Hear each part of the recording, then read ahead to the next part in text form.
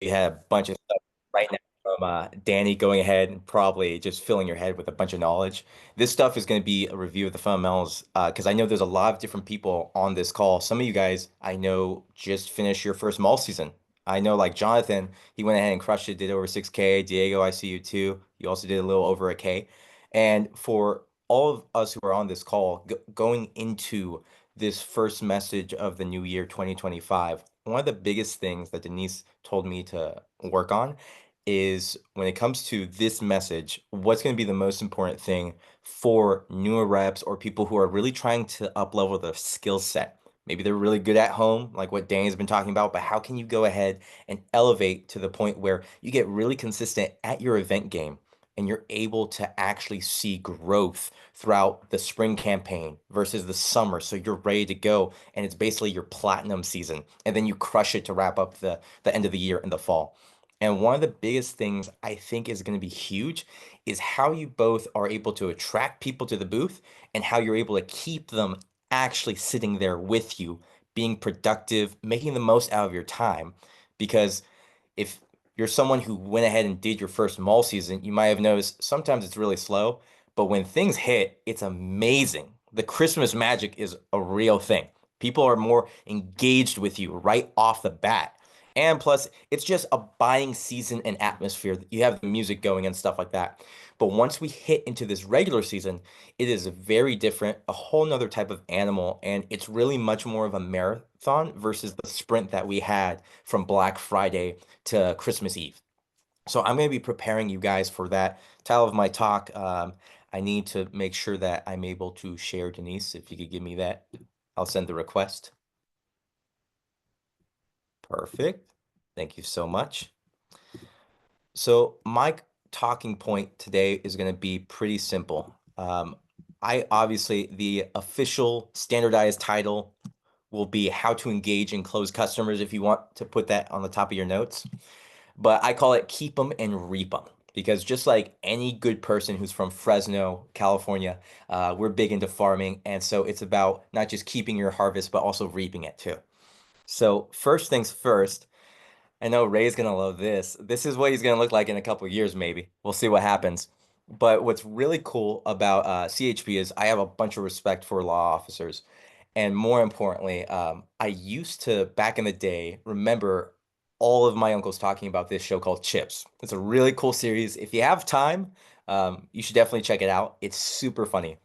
But they basically call him Chips because you can see on his Kevlar vest right there, it's CHP. And so Chips was just the funny acronym. Now, CHIPS also stands for something, but in Cutco's world, it doesn't stand for catch criminals, handcuff them, and prosecute them. Here, it's a little bit different. And it's an acronym that I think we need to go ahead and talk about because before we get into anything I want to discuss, this is pivotal. And I think for new reps, this is just a real important reminder and a procedural operation you should do every single time you get into the booth. First and foremost, it's going to be catch clients. Second is going to be helping and handling. And then third is place or piece. And we're going to go through detail of each of these. But CHP should be something you keep top of mind every single time you're in a booth. This is huge because as a procedure, a lot of times, if you've experienced your first mall shift, you've noticed energy drain right off the bat after the first couple of hours. And sometimes it feels like a day's great and the other one you just can't predict. This is going to allow you to stay consistent throughout your entire event season, whether you're just doing like a farmer's market or you're going ahead and doing a county fair and it's taking multiple days. So this is something that is crucial. And it's basically like if you're a pilot, you have your check engine and you have your list of things you have to look for. This is your operating procedure that you must keep always on you. First, we're going to review the first part, which is C, catching the clients and getting their attention. This is about when we're initially going ahead and bringing them to the booth. Danny is someone who, as you just heard right now, he's really good at not just planning your spring campaign and setting up your business, but one of the great things he's known for is getting people into the booth. And I've actually field trained with him. Someone said in the chat box, like, I have to go field train with him. The number one thing you will find is how he's able to get people with urgency straight in. And Catching the attention is the first thing we have to do. It's done with going ahead and fishing, calling out. It's normal things from just, hey, how you're doing, and then going straight into the cutting of the leather, grabbing their attention and asking them quality questions. This is important because when we're talking about keeping someone at the booth, we have to get them to the booth first. And obviously, we have to be able to take their window from, hey, are you familiar with Cutco? Can I tell you the 30-second spiel? To getting them intrigued and curious to the point where they're actually staying for at least 5 minutes. Every single customer, write this down, has an internal timer in their head. And our goal is to try to go ahead and take the increment and keep pushing it back so that way we can create that engagement and keep their interest while they're with us. That's the main objective, is just engaging their curiosity to the point where they're distracted with us at the booth and they just want to know more about us. Now, something I will put down on these is because I only have about 30 minutes to give you all this.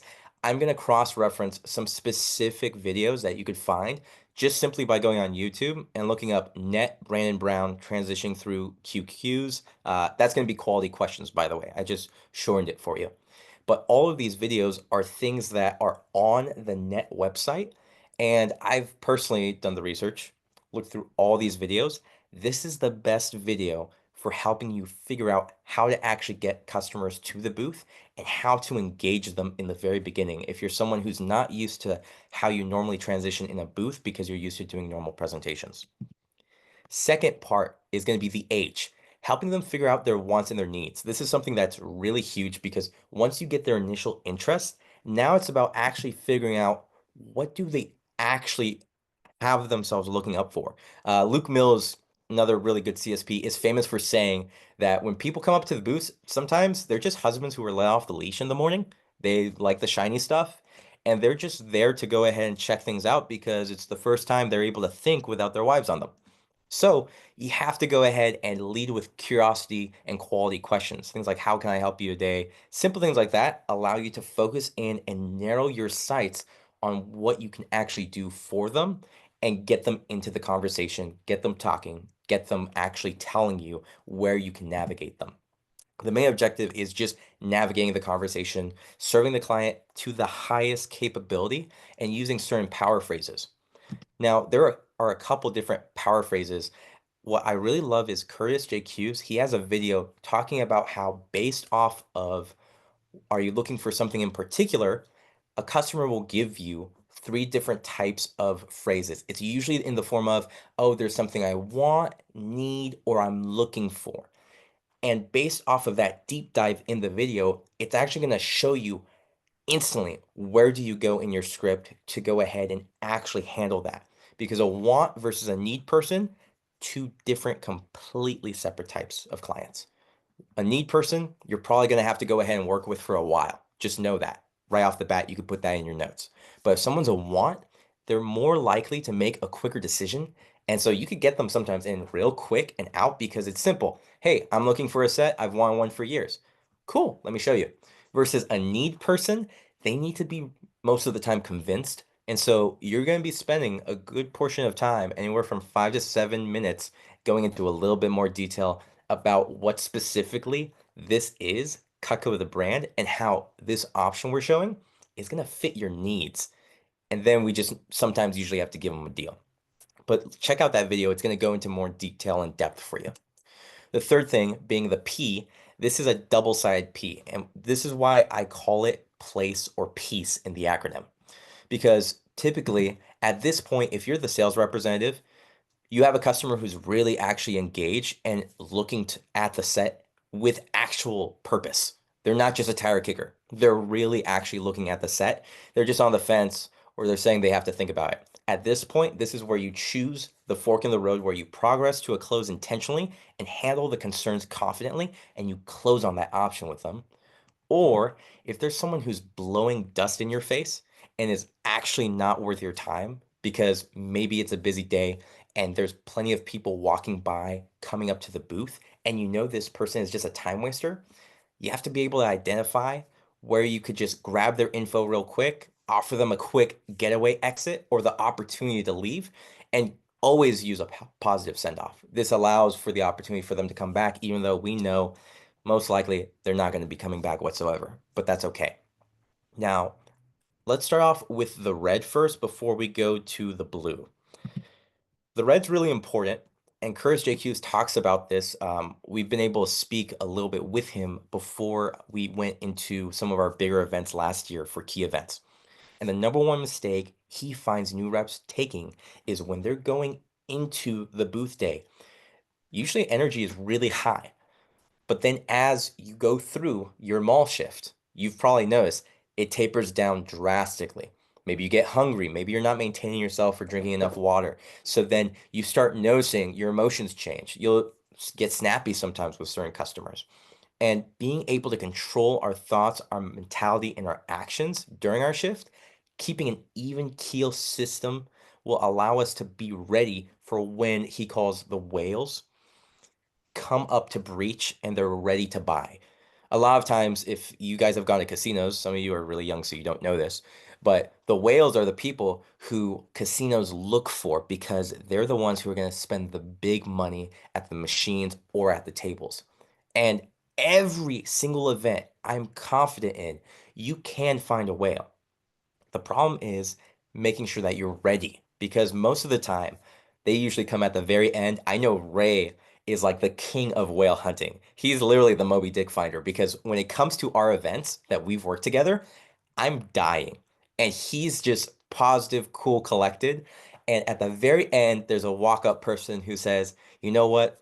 I've had my mom's Cutco for a little bit, but I only have one or two knives. She'd love them. I'd love to get a proper set, and I've been waiting all this time. And he's just ready for it because he's been making sure to take the actual steps necessary to maintain his energy. He's obviously super fun to work with, but he's pretty even keel. Another guy who's really good in NorCal is Randy Jones. You talk to him, even if he messes up a pitch and it was an ultimate set, no worries. Who cares who's next? That's his motto, and he just rolls with the punches. So, being able to keep yourself mentally and even baseline is going to allow you when you have a great sale, you just keep it normal. If you have a terrible reaction or a pitch that just goes bad, maybe you take a couple minutes, you walk around. That's something that has to happen. Especially, I remember during my first mall seasons, that's what happened. And then my big county fairs, that was something that was huge. But this is the next portion that I want to go through, which is when you actually have identified the proper customer. You're not wasting your time anymore. You're working with someone who's in front of you. You've asked all of the quality questions you need to, and you've gotten them to a point where you're actually showing them the set options. Maybe it's the big three, or we're showing them flatware or cookware, something else. The big thing that came to me when I was brand new in reps was this video. It's something I would 100% watch. Here's the one issue though. It was a little bit unfinished. In that, I mean that Brandon Brown is talking about a concept. He's talking about how you go about making sure people don't walk away, but there's a little bit more left to be desired. When I'm going ahead, I'm going through a script, I'm going A through Z versus just painting with a broad brush. So when I was trying to figure out more about this, I wanted the opportunity to ask Brandon. And luckily enough, Denise is such a good coordinator for Fresno Fair. She actually invited him on to do a second call. And this isn't on the net website. It's actually on our NorCal events page because it was exclusively for Northern California. And this is a combination of both of his talks. The one I referenced before, transitioning through quality questions, plus handling objections. Now, if you get nothing from this talk, here's the number one thing I would recommend. He talks about this, but the most important thing anyone on this call has to do is understand how to handle the objections. And that's the number one reason because most of the time, you guys, even by dumb luck, will have people come up to the booth because it's caca. It looks super attractive. Usually, you guys have really good setups. I've seen some pictures from our previous malls and other starting events. You guys make the product look nice. So people are just naturally going to get up to our tables. Issue is, once we get to the price, We always, as new reps, have issues with people going ahead and saying, cool, thank you so much, and just dipping right away. This talk, actually combined with the first one I mentioned, is a complete puzzle that shows you 9 different steps of how to go through handling objections. So that way you don't have a customer walking away, but you're also able to qualify them and make sure that they're not a waste of your time, nor are they someone that you want to spend a bunch of time with when there's other customers. But the whole reason why I brought this chip thing up and in combination with these videos is because when you're going ahead and working with customers, a lot of times we'll go ahead and I remember this personally. I would be working with a person. We're right now maybe at the introduction, we've cut leather, they seem intrigued. Someone else comes up right away. Partner comes up with me, and it's usually Ray or it's Hung, and it's a walk-up ultimate set. Just happens to happen to me. I laugh about it because I know I'm going to get another opportunity. But in the moment, especially if you're newer to the events team, you get so frustrated and pissed. And you say to yourself, man, if I had known, I would have just jumped to the other person. Had you known.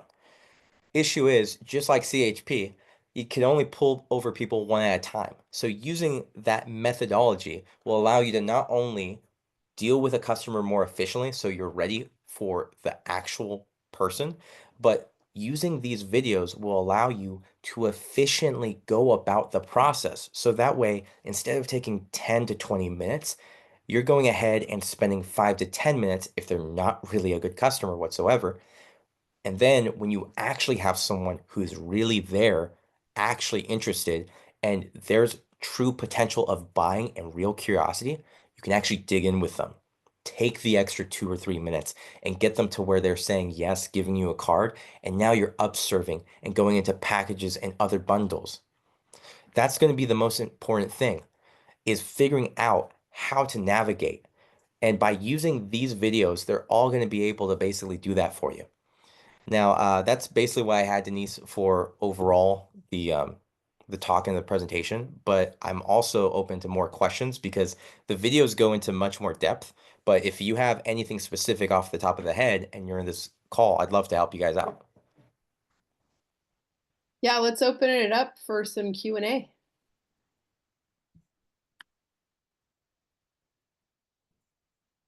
I'll go ahead, kind of kick things off.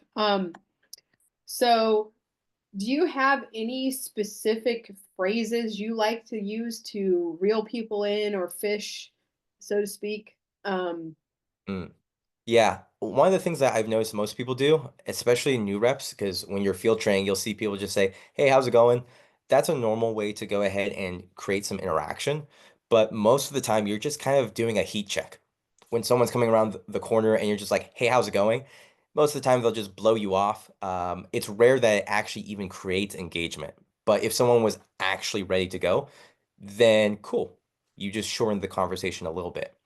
In order to really create engagement, what I try to do is ask more thought-provoking, off-the-cuff questions that someone's just not used to. Something that I've learned from, I know Jameson actually mentioned it for you guys in the office. You might know it's this negotiation master. He basically did a master class, and Jameson read his entire book. Absolutely loved it. And ever since he mentioned it, I've actually been looking at some of his tips and techniques. Something that I think is real easy to get people into the booth is just making physical observations. So if, let's say, for example, Isaac was coming by and you look nice and sharp, good to go, instead of just saying, "Hey, how's it going?" I'll make an observation on your appearance and based off of how you're walking. If you're going super quick, I'll be like, "Super busy day." And it usually stops people in their tracks and they're like, "Huh?" Then they'll actually engage me. Just simple things like that.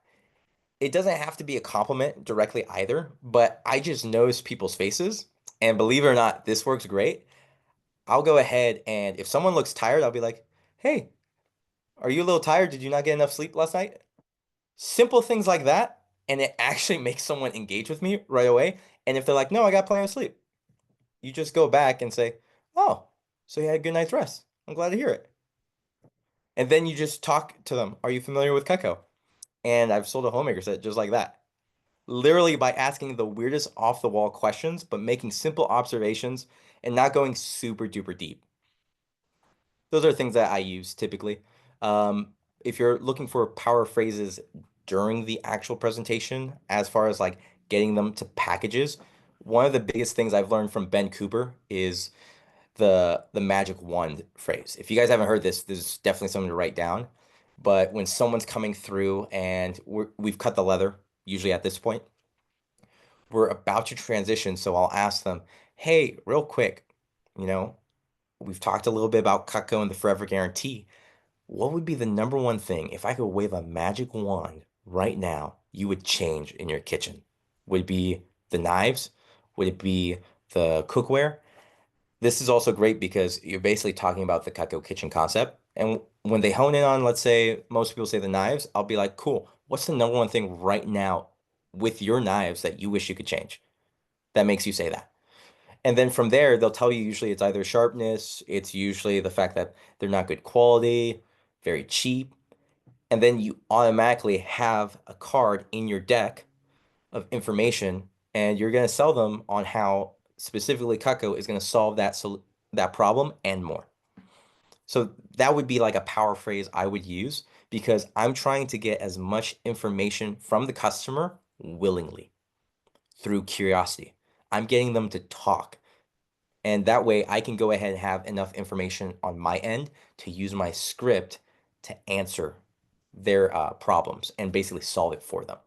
So that way it's just a no-brainer. And when I offer the price, it's not me offering a price and getting a bunch of hesitation. It's more of a team collaborative thing like, hey, I'm just showing you exactly what's going to help you out. Does that answer what you were looking for? Yeah, definitely. Because I think sometimes when you're new, it's kind of awkward. You feel like, do I say hi to people? What do I do to engage them as they walk by? So I think it's good to let everybody know some different ways that they can do that. And if you're somebody who likes to be funny or you crack jokes, you can implement that into your engagements as well. Yeah. One that I heard recently was like, we're cutting deals, you Yeah, know, cutting deals is always a we're, good one. we're cutting The deals. the other one I've heard from Danny Garrido, who we just had on the key events talk.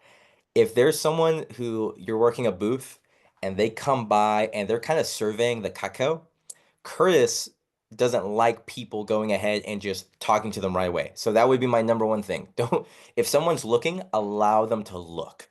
Let him look. Basically how I say it. Let him look. But after a while, if they're about to leave, I'll be like, hey, I saw you checking out my knives. It's okay. You could touch them. It's cool. It's not my wife. It works. Or And just people no get a laugh. judgment. Yeah, exactly. It gets people to laugh, and even when I do send-offs, I've learned from Deanna Scortino. If I'm sending someone away from the booth because like, hey, they're just wasting my time, it's always positive. That's the main thing. So that way we keep our image looking good. They have a good core memory. They're not going to talk crap about us at the next home show. And then if we're just being positive over all around, people like to stay with us more. Definitely. Martin, I think you had a question. Yeah. I don't remember the original one, but another one pop up, so that's good. Cool. You mentioned Jameson writing a book, or somebody he was talking about communication, or about like I forgot what you were calling it specifically, masterclass on something as well. Yeah, actually, I figured out the guy's name. His name is Chris Voss, and on YouTube, he has a bunch of negotiation mastery channels. There's like a bunch of them. You look up negotiation Chris Voss, they pop up. The great thing is there's tons of sales stuff that he uses. And that's where I get my questions from, and I've modified my script to actually get just easier contacts with people because he's a hostage negotiator. So he works with psychopaths. And I'm kind of a psychopath, so I understand it, and it works because it works on me. What's the last name? VOSS? Yeah, just like the water. Question. Yeah, go ahead, Isaac. Speaking of send-offs, what are some of your best phrases to like get people away from the booth, but like positively? What I'll always try to do is I always ask the question, hey, for follow-up, what's the best number I could reach you at? Most of the time, that tells me that's another heat check. I'm figuring out, okay, do they actually have curiosity? Do they want me to follow up with them or not? Most of the time, if someone says, no, I'm not giving info, I'm like, hey, no worries. I hope you have a great day. And it's just a simple send off. But if they do get info to me, then I'm like, cool. And then what's the best email for your contact? Cool, great. I'm going to grab their info. I'm going to save it usually to my CRM, and I'm just going to put them on a drip system. And then afterwards, it's super simple. Hey, no worries. By the way, whenever you're ready, I'm your guy. I got you. I'll cut you a deal. Just simple things like that. It's just a positive send off. But my main objective is if I'm getting information, I know they're actually more likely to be followed up with. I might do a phone call. I'll note things in my notes because this is where I'll keep it before I go to my CRM. And it gives me another opportunity to say, okay, cool. I'm going to text you what you're looking at. What color do you want that in? Cool, great. And for sure, if we're talking about anything today, it would be this set that we're looking at here, the Homemaker +8 with the dark finish. That's what we're looking at. Cool. Hey, just curious. And after they've said no, and I'm doing this, we're much more casual, right? Because you just gave me your number, Isaac, and you just gave me your email, and we're just talking about, oh, if I was gonna do it, it'd be this set. Now the walls are down, the guards and the defenses are put away. Cool. I'm just curious, what what would be the biggest thing holding you back when you said doing it later versus now for you? And they're going to give me more honest feedback on the objection, and they don't even realize I'm going into the objection cycle and I'm about to sell them again. I use that, and I'm able to turn half of those conversions right on the spot into, oh, I figured out what the main objection was. I closed all the other doors. Go watch the Brandon Brown thing. He'll talk about closing the other doors. So that way we just figure out the main objection. And then after I basically solve it for them, I'm like, so doesn't it just make sense to get it today? And they'll give me their credit card, or if not, I'm giving them a deal just to encourage business. But most of the time, that's why I'll do it. I don't just go ahead and want to give a positive send off just straight off the bat. By grabbing that info, I'm able to give myself a potential other opportunity for handling the objection. Worst case scenario, I have their info now, and then I could put them on a drip system, or I can reach out to them and say, cool, do you want me to reach out before the price increase? I did that at the mall. I have a couple people to call later this last week of January before we close up and shift prices. So hopefully that answers your question. It just gives you layers to go ahead and get back into it, so to speak. I thought that was funny what Ray just shared on the chat. I tell him, no money, no touch. Just kidding. Go ahead and touch, but no licking. He usually gets a good laugh. That's true. Ray could totally do that. If I go ahead and do that, it's not good because I go ahead and say it like this. No money, no touch, but you could come by. No, just kidding. No licky licky. And they usually get pretty upset at me for that. And they didn't realize I got my hair cut by a Vietnamese lady. So all the time, hey, you want a gel in your hair? No, just lollipop today, Linda. All right. Does anybody else have any questions?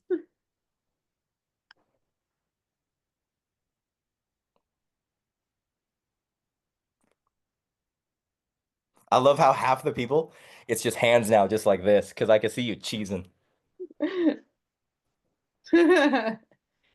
All right. Well, thank you so much for your time, Daniel, and for all those goods. I hope people got some good nuggets from your talk, and appreciate you being here.